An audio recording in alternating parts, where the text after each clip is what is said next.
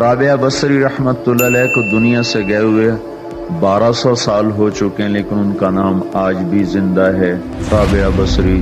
رابعہ بصری نہ کوئی شہزادی تھی، نہ کوئی ملکہ تھی، نہ کوئی وہ خوبصورت تھی، نہ کوئی خاندانی تھی، بلکہ عورت ہونے کے لحاظ سے ہر عیب اس میں تھا۔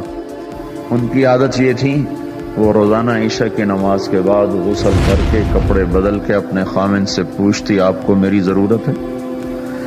اگر وہ کہتے کوئی نہیں ہے تو پھر پوچھتی مجھے اجازت ہے؟ وہ کہتے اجازت ہے تو پھر مصلی پہ کھڑی ہو جاتی ہے اور فجر کی نماز تک مصلی پر کھڑی رہتی تھی۔ ان کا خامن جلدی فوت ہو گیا، جوانی میں ہی بیوہ ہو گئی۔ تو حسن بصری بصرہ کے امام، کیا سارے مسلمانوں کے امام تھے، وہ خود آئے، خود چل کے آئے کہ میں آپ سے شادی کرنا چاہتا ہوں۔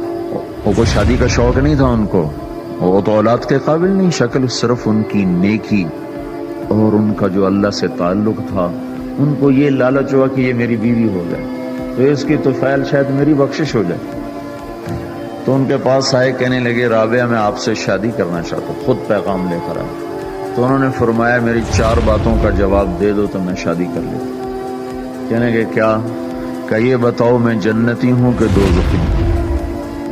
کہنے لگے یہ تو میں کچھ نہیں کہہ سکتا۔ کہ اچھا یہ بتاؤ جب اللہ تعالیٰ قیامت میں اعمال نامے اڑائے گا، کسی کے سیدھے ہاتھ میں آئے گا، کسی کو الٹے ہاتھ میں آئے گا، میرے سیدھے ہاتھ میں آئے گا کہ الٹے ہاتھ میں آئے گا؟ کہنے لگے یہ بھی کچھ نہیں بتا سکتا۔ کہنے لگے اچھا یہ بتاؤ جب اللہ نیکیوں کو تولے گا، کسی کی نیکیاں بڑھ جائیں گی، کسی کے گناہ بڑھ جائیں گے، میرے گناہ زیادہ ہوں گے نیکیاں زیادہ ہوں گی؟ کہ یہ بھی نہیں بتا سکتا۔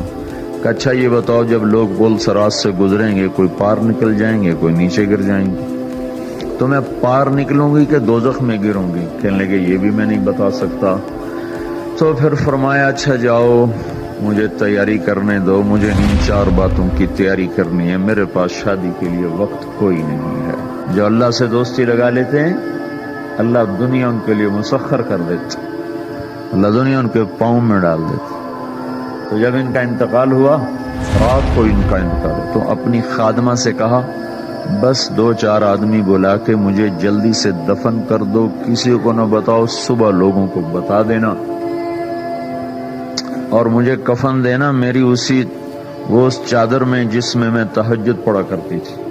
تو انہوں نے راتوں رات دفن کر کے صبح اعلان کیا، شور مچ گیا، ہائے کیوں بتایا، کیوں نہیں بتایا، کیوں؟ تو اگلی رات ان کی خادمہ نے ان کو خواب میں دیکھا، سبز لباس پہنا ہوا، حسن و جمال، سورج چہرے پہ چمک رہا۔